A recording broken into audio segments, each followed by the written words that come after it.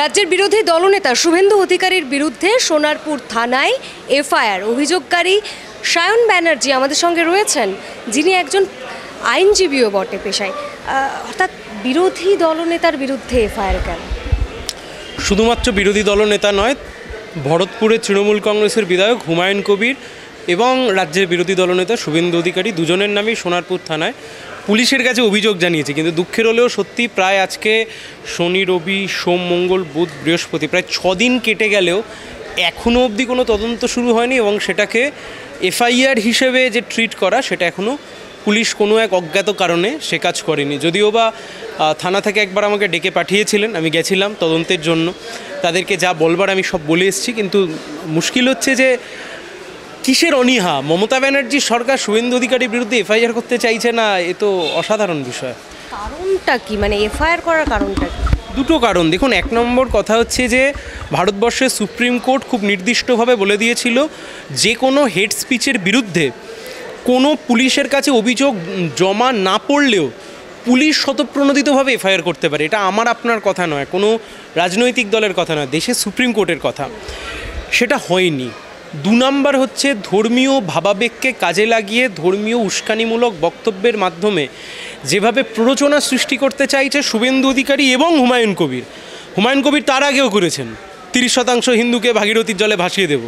বিজেপির নেতারা প্রশ্ন করেছেন সায়ন তখন কেন এফআইআর করেনি, কিন্তু বিজেপির নেতারা একবারও এ প্রশ্ন করবে না। হুমায়ুন কবির যখন বললেন যে 30% হিন্দুকে ভাগীরথীর জল থেকে ভাসিয়ে দেব, তখন ইলেকশন কমিশনের আন্ডারে থানা থেকে শুরু করে সমস্ত কিছু ছিল। ইলেকশন কমিশন কেন কোনো ব্যবস্থা গ্রহণ করেনি?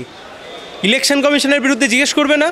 কি শুভেন্দু অধিকারী, কি হুমায়ুন কবির, কি বিজেপি, কি তৃণমূল একটা হিন্দু মুসলিমের জিগির তুলে এমন একটা জায়গায় নিয়ে গিয়ে দাঁড় করাচ্ছে যেখান থেকে দাঙ্গার পরিস্থিতি সৃষ্টি হতে পারে। কগনিজেবল অফেন্স, এইভাবে কথা বলা, এইভাবে উস্কানিমূলক বক্তব্য কগনিজেবল অফেন্স। কিন্তু দুর্ভাগ্যের হলেও সত্যি, যেভাবে সেটিংয়ের রাজনীতি চলছে, সেটিংয়ের রাজনীতিতে শুভেন্দু অধিকারীর বিরুদ্ধে এফআইআর, পুলিশের কমপ্লেন, এখনও অবধি তা এফআইআরের রূপ পেল না। অদ্ভুত। আচ্ছা, শুভেন্দু অধিকারী বলেছেন যে তিনি হিন্দুদের বিধায়ক, হিন্দুদের ভোটেই তিনি জিতেছেন। আবার বিধানসভার বাইরে মানে বিধানসভা থেকে ওয়াকআউট করে এসেছেন সমস্ত বিজেপি বিধায়কদের নিয়ে, সংবিধান হাতে, যে এই রাজ্য নাকি সংবিধান মেনে কাজ করছে না। সংবিধান কি এই কথা বলে যে শুধু হিন্দুদের বিধায়ক বা শুধু মুসলিমদের বিধায়ক? দেখুন, আপনি কোনো দিন শুনেছেন বিধায়ক, সাংসদ তা হিন্দু মুসলিমদের হয়? ব্রিটিশ ইন্ডিয়ায় একবার হয়েছিল যে মুসলিম জনপ্রতিনিধিরা, মুসলিমরাই কেবলমাত্র মুসলিম জনপ্রতিনিধিকে ভোট দিতে পারবে, হিন্দুরাই হিন্দুদের জনপ্রতিনিধিকে ভোট দিতে পারবে। উনি কি ব্রিটিশ ইন্ডিয়ায় ফিরে যেতে চাইছেন, ব্রিটিশ ভারতে ফিরে যেতে চাইছেন নাকি? ভারতবর্ষের সংবিধানের কোথাও আমি মুসলিমদের বিধায়ক, আমি মুসলিমদের সাংসদ, অথবা আমি হিন্দুদের বিধায়ক, হিন্দুদের সাংসদ, এসব বাক্য কোনো সংবিধানে বলা আছে? আসলে দেখুন, দুর্ভাগ্যের হলেও সত্যি, এই যে গতকাল দেখলেন সুনিতা উইলিয়ামস খোড়াকে পরিণত করলো। মুখ্যমন্ত্রী বললেন আমার স্পেস সায়েন্স নিয়ে পড়াশোনা করা আছে, আর ইনি তো সুনিতা উইলিয়ামস উচ্চারণ করতে গিয়ে বিরোধী দলনেতা তিনি ছড়িয়ে লাট করে ফেললেন। দুঃখের হলেও সত্যি, পশ্চিমবাংলার বুকে দুটো সাংবিধানিক পদ, মুখ্যমন্ত্রীর পদ এবং বিরোধী দলনেতার পদ, এই দুটো পদ কলুষিত হচ্ছে প্রতিদিন প্রতিনিয়ত। এই যে সুনিতা উইলিয়ামকে সুনিতা চাওলা মুখ্যমন্ত্রীর বলা, অন্যদিকে বিরোধী দলনেতা তিনিও সোনিয়া ইউলিয়াম বললেন, এটাতে আলটিমেটলি পশ্চিম বাংলার যে পরিস্থিতি, মানে যে চিত্র, সেটা কোথাও গিয়ে কি মানে কলুষিত হচ্ছে? মানে পশ্চিম বাংলা তো সবসময় একটা গর্বান্বিত জায়গা রেখেছে এটা নিয়ে, যে তার শিক্ষা, তার মান মর্যাদা, তার কথা বার্তা, সংস্কৃতি, ভাবনা, চিন্তা, কৃষ্টি, সব কিছুই শুধু বাংলা না, সারা বিশ্বের কাছে কি হাসির খোড়া। মানে পশ্চিম বাংলার মনীষী থেকে শুরু করে রাজনীতিবিদ থেকে শুরু করে সবাইকে কপি করতেন একসময় দেশের বাকিরা, যে এখানে ইন্টেলেক্ট জন্ম হয়। আমি ইন্টেলেক্ট মানে মমতা ব্যানার্জির বুদ্ধিজীবীদের কথা বলছি না, যারা সমাজ সংস্কারক পশ্চিমবাংলায় এই বাংলায় জন্মেছেন, এই বাংলার নবজাগরণ, সেই বাংলার মুখ্যমন্ত্রী আর বিরোধী দলনেতা এখন সুনিতা উইলিয়ামসকে, সুনিতা চাওলা আর সুনিতাকে কি বলবো, সোনিয়া বলছেন না রাজ চক্রবর্তীর পরিণীতা সিনেমা বলছেন, বোঝা মুশকিল। দুর্ভাগ্যের। এখন দেখুন, এটা স্বাভাবিক, আপনি পড়ে গেছেন গরুর রচনা, পরীক্ষায় এসছে মাদার টেরেসা, তো এই গরুর জায়গায় মাদার টেরেসা লিখে দিয়েছেন। পড়াশোনা তো লাগে না, আজকে রাজনীতিতে পড়াশোনা লাগে, আজকে রাজনীতি করতে গেলে শিক্ষা দীক্ষা লাগে, আজকে রাজনীতি করতে গেলে ভেবেচিন্তে কথা বলতে হয়, কিচ্ছু নয় তো। আজকের রাজনীতি করতে গেলে হুমায়ুন কবির 2019 সালে মাথায় গেরুয়া তিলক কেটে, এই হুমায়ুন কবির বিজেপির প্রার্থী হয়েছিলেন মুর্শিদাবাদ কেন্দ্রে, লোকসভা কেন্দ্রে, মাথায় গেরুয়া তিলক ছিল, গেরুয়া তিলক কাটলেই সে বিজেপি, তার সাথে তো ধর্মের কোনো সম্পর্ক নেই। সেই হুমায়ুন কবির এখন তৃণমূল কংগ্রেসের বিধায়ক, ধর্মীয় জিগির তুলে দিয়েছেন, শুভেন্দুবাবু ধর্মীয় জিগির তুলে দিয়েছেন। এত কিছুর মধ্যেও আমি দেখছিলাম গতকাল শুভেন্দুবাবু বলেছেন রাজ্যে রাষ্ট্রপতি শাসন জারি করতে হবে। আরজি করের ঘটনার সময় শুভেন্দুবাবুর মনে হলো না রাজ্যে রাষ্ট্রপতি শাসন জারি করতে হবে। আমি রাষ্ট্রপতি শাসনের পক্ষে নয়, কিন্তু আমি বলছি আরজি করের ঘটনার সময় শুভেন্দু অধিকারীর মনে হয়নি যে রাজ্যে রাষ্ট্রপতি শাসন করতে হবে, কারণ শুভেন্দু অধিকারী ওই প্রতিবাদের অংশই ছিলেন না। আরএসএস বিজেপি বকলমে কেন্দ্রে, রাজ্যের চুনোপুটিদের কথা ছেড়ে দিন আপনি, কেন্দ্রের বিজেপি, দিল্লির বিজেপি কার্যত বকলমে তৃণমূলকে সমর্থন জুগিয়ে গিয়েছে। আজকে দেখুন এত কিছু ইস্যু রয়েছে, সেই ইস্যু থেকে সমস্ত আমাদেরকে ডাইভার্ট করে নিয়ে চলে যাওয়া হচ্ছে।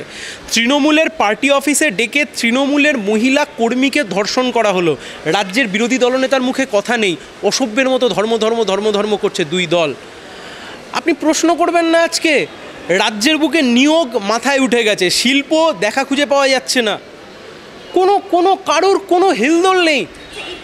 একটা কথাই যে সম্প্রতি ওবিসি আবারও বলছে যে একবার শংসাপত্রগুলো দেখবে, মানে সময় চেয়েছে সুপ্রিম কোর্টে কপিল সিব্বল রাজ্য সরকারের হয়ে। আচ্ছা, সেই সময় আবার মুখ্যমন্ত্রী ফুরফুরায় গিয়ে বলে চলে আসলেন যে ওবিসি শংসাপত্র একেবারে চাকরি রেডি আছে। মিথ্যে কি একেবারে স্পষ্ট দেখা যাচ্ছে? দেখুন, আমাদের রাজ্যের মুখ্যমন্ত্রী বলতে খারাপ লাগে কিন্তু এত মিথ্যার আশ্রয় নেন যা অনুচিত। একজন সাংবিধানিক পদে বসে থেকে এতটা মিথ্যার আশ্রয় নেওয়া না নেওয়াই উচিত। কিন্তু পশ্চিমবাংলার বুকে আমাদের দুর্ভাগ্য, 2021 সালে ডবল চাকরি, জিতলেই ডবল চাকরি। 2019 সালে এসএসসির নিয়োগ, উনি বললেন আমাকে এবারটা জিতিয়ে দাও, আমাদেরকে ভালো রেজাল্ট করিয়ে দাও, আমরা জিতলেই তোমাদের সব নিয়োগপত্র রেডি হয়ে রয়েছে। শিল্প, ক্ষমতায় আসবার আগে বললেন 6 মাসের মধ্যে শিল্প করে দেখিয়ে দেব। আসলে এগুলো সবটাই হচ্ছে ভাঁওতাবাজি, আর কিচ্ছু নয়। এ রাজ্যের সরকার চাকরি দেবে না, এ রাজ্যের সরকার শিক্ষা স্বাস্থ্যে বরাত বাড়াবে না, মিড ডে মিল স্কিম লাটে উঠে যাবে, আশাকর্মীরা রাস্তায় লুটোপুটি খাবে। এ রাজ্যের বুকে ধর্মের জিগির তুলে বিজেপি এবং তৃণমূল বিরোধী এবং শাসকের ভারসাম্য বজায় রাখতে চাইবে। বামপন্থীদের লড়াইটা এখানেই, বামপন্থীদের লড়াইটা কঠিন, যে এই যে ভারসাম্য বজায় রাখতে চাইছি, ভারসাম্যের বিরুদ্ধে লড়াই। আরজি করের প্রসঙ্গও তুমি তুললে কথায় কথায়। এই আরজি করে যে ডাক্তাররা আন্দোলন করছিলেন, সামনের সারিতে আমরা সুবর্ণ গোস্বামীকে দেখেছিলাম, তাকে দার্জিলিংয়ে বদলি করা হচ্ছে, নোটিশ দেওয়া হচ্ছে। দেখুন, অ্যাডমিনিস্ট্রেটিভ ডিসিশন, কিন্তু তৎসত্ত্বেও বলছি এ নিয়ে প্রশ্ন উঠবে তার কারণ এ রাজ্যের বুকে যখন যেই কোনো সংগঠন করেছে যেটা সরকারের নয়, সরকারের শাসক দলের নয়, অথবা সরকার বা শাসক দলের বিরুদ্ধে যুক্তিপূর্ণ আন্দোলন করেছে, তাদেরকে সাগর থেকে পাহাড় কোথাও না কোথাও ট্রান্সফার করা হয়েছে। ডাক্তারবাবুদের ট্রান্সফার এই সমস্ত কারণে নতুন নয়। তাই সুবর্ণবাবুর ট্রান্সফার যে কারণে করা হয়েছে বলে মনে করা হচ্ছে, তা আসলে সুবর্ণবাবু যেহেতু আন্দোলনের সামনের সারিতে ছিলেন সেই কারণে। এইভাবে কি আন্দোলন দমাতে পারবে শাসক দল, কি মনে হয়? দেখুন, আন্দোলন দমাতে পারবে না, কিন্তু এই যে আপনাকে আমি বললাম যে হিন্দু মুসলিমের একটা জিগির তুলে দিয়ে আন্দোলনকে ডাইভার্ট করে দিতে চাইবে। 14ই আগস্ট মহিলারা বাড়ি থেকে বেরিয়ে এসে রাত জাগলেন, মানে বাংলার একটা বড় অংশের মানুষের মনে হয়েছিল যে সরকারটাই হয়তো এই মুহূর্তে পড়ে যাবে। দেখুন, সেই থেকে আস্তে আস্তে সেই আন্দোলন ওপরের দিকে কিছুটা উঠে সেটা আস্তে আস্তে হিন্দু মুসলিমে ডাইভার্ট করে দিল বিজেপি আর তৃণমূল। তার কারণ কি? ধরুন, শিক্ষক নিয়োগ দুর্নীতি মামলা নিয়ে বিজেপি লড়াই করবে, শুভেন্দু অধিকারী নিজের ভাই দিব্যেন্দু অধিকারীর নাম চার্জশিটে জড়িয়ে গেছে, কে বলবে? বিজেপি বলবে। বিজেপির কোন নেতা 75 কোটি টাকা কালীঘাটের কাকুকে দিয়েছে তা হিসেব বেরিয়ে চলে আসছে। চড়ে চড়ে মাস্তুতো ভাই, তাই জন্য বলছে ধর্মের জিগির তোলো, তুমি ফেজ টুপি আর আমি এখন গেরুয়া বসন পরে দুজনে মিলে ভোট ভাগাভাগি করে নিয়ে তুমি বাবা শাসক থাকো, আমি বিরোধী থাকি, মাঝখান থেকে সিপিআইএম বামপন্থীদেরকে শূন্য করে রাখো। এটাই বোঝাপড়া। এতে মানুষের কোনো লাভ হচ্ছে না, বাংলার মানুষের কোনো লাভ হচ্ছে না। কি কোনো বাংলার মানুষ, পশ্চিমবাংলায় না মন্দিরের কমতি আছে না মসজিদের কমতি আছে। পশ্চিমবাংলায় বুকে অসভ্যের মতো ধর্মের রাজনীতি শুরু করেছিলেন মমতা ব্যানার্জি, শুভেন্দু অধিকারীরা।